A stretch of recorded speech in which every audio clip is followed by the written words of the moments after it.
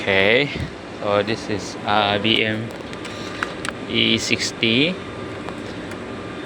Came in the coolant system leak engine oil inside the coolant system. So coolant and engine oil mix. Okay, so check the problem. Normally this is engine oil cooler. The gasket fail, which in most cases, but then in this case, as you can see right here, this is for coolant and these are engine oil gallery.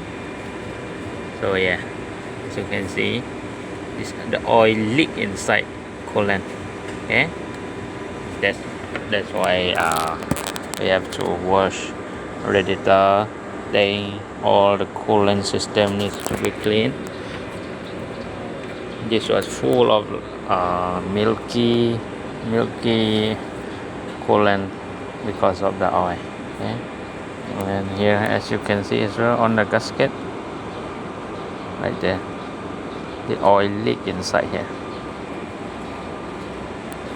Okay, yeah, the problem is gasket, housing gasket, and then filter gasket, cooler gasket. Okay.